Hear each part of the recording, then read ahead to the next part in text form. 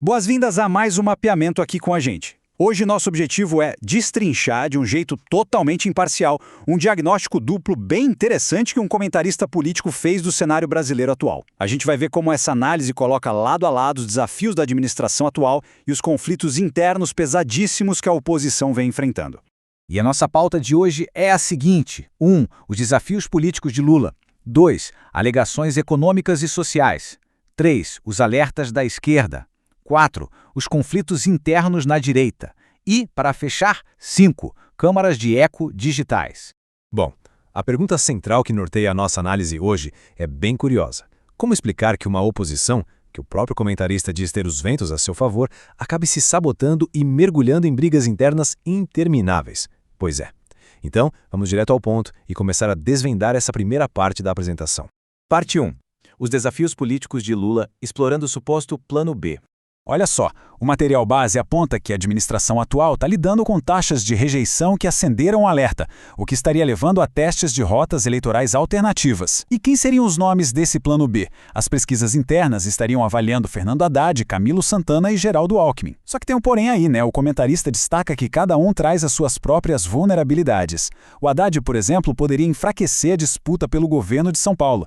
Já o Camilo Santana é visto como alguém que ainda tem pouca projeção nacional. E o Alckmin? Bom, além de não usar o tradicional número 13 do partido, estrategistas acreditam que ele poderia acabar gerando uma confusão com o eleitorado e até puxar uma onda de votos nulos.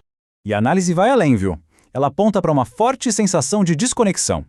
A fonte usa publicações da imprensa para afirmar que a liderança atual, supostamente, não estaria entendendo bem o tamanho do descontentamento popular, esperando que entregas menores já fossem suficientes para alavancar a aprovação. O levantamento ilustra isso lembrando das dificuldades políticas em estados fundamentais, tipo Minas Gerais, onde as negociações para formar palanques eleitorais fortes parecem estar completamente travadas. Ponto 2. Alegações econômicas e sociais. Um contraste de realidades. Isso ilustra perfeitamente o próximo tópico. Saindo um pouco da política pura e olhando para os números, o argumento do comentarista é que as políticas de governo não estão chegando no cidadão comum. O contraste nos dados apresentados é brutal. De um lado, a gente tem lucros bancários recordes no primeiro trimestre, batendo a marca de 12 bilhões de reais para uma única instituição. Do outro, um contingente gigantesco de quase 83 milhões de brasileiros inadimplentes. A fonte usa justamente essa comparação exata para defender que a população está se endividando apenas para conseguir manter o consumo básico, tipo a própria comida. Para dar mais peso a essa tese, o comentarista joga um número na mesa que realmente assusta: 440% ao ano. Essa seria a taxa de juros do cartão de crédito aqui no Brasil. A argumentação dele é bem direta, colocando a culpa num excesso de gastos públicos que acaba mantendo essa taxa até 10 vezes maior que a dos nossos países vizinhos. Segundo a análise, isso enforca o consumidor de vez e amarra todo o desenvolvimento da economia. E a crítica chega também nos programas sociais de crédito, como o Desenrola. Enquanto a visão oficial do governo garante que a medida serve para limpar o nome das pessoas, o comentarista enxerga a engrenagem por um ângulo totalmente diferente. Ele argumenta que, no fim das contas, isso funciona como um mecanismo que favorece os bancos. Como? Transferindo as reservas do próprio trabalhador, como o saldo do FGTS, direto para o cofre das instituições financeiras que são as credoras. Tópico 3. Alertas da esquerda. Reconhecendo a força da oposição. Mesmo com todo esse diagnóstico econômico apontado como negativo, a situação não passa batida nem pela base aliada. A fonte traz uma citação bem reveladora para mostrar que a esquerda está analisando isso com muita seriedade. Figuras influentes desse espectro estão admitindo publicamente que a administração atual ainda não conseguiu quebrar aquela barreira do antipetismo. Mais do que isso, eles reconhecem que a capacidade da oposição em engajar a galera e transferir votos é uma força impressionante, algo que não pode ser subestimado de jeito nenhum. 4. Conflitos internos na direita. Uma oposição fraturada. Daí a gente entra num ponto super contraditório.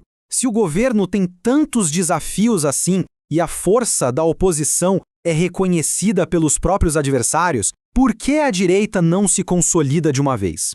Bom, o material descreve uma direita que está altamente fragmentada. Não existe um bloco homogêneo, mas sim várias facções disputando o protagonismo. Tem a base bolsonarista, a ala liberal, a chamada velha direita, que aposta em nomes regionais consolidados, e uma direita digital super afiada. O grande alerta do comentarista é que, em vez de se unirem eleitoralmente, esses grupos gastam uma energia absurda brigando entre si para ver quem dita as regras do jogo.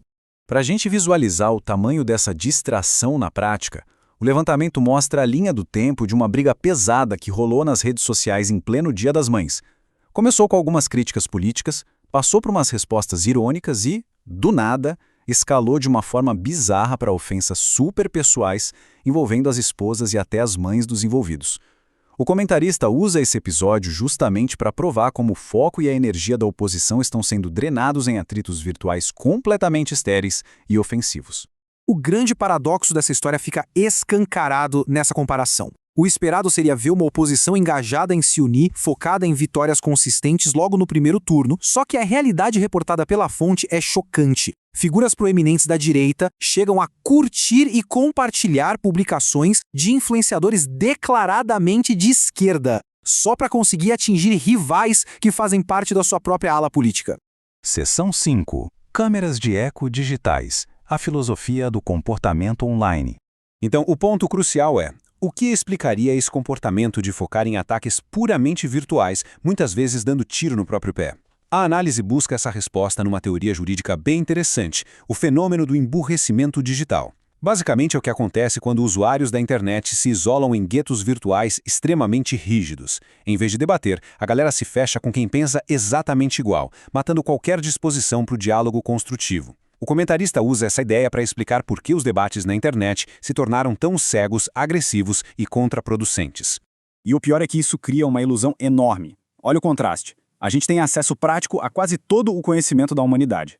Mas, na aplicação real, o que impera é a presunção de que se sabe tudo sobre tudo, muitas vezes sem ler absolutamente nada. O texto argumenta que hoje as pessoas na internet procuram apenas informações que confirmem seus próprios vieses, aquele conteúdo que lava a alma, sabe? E, de acordo com o comentarista, isso deixa a sociedade em um estado de vulnerabilidade total à manipulação.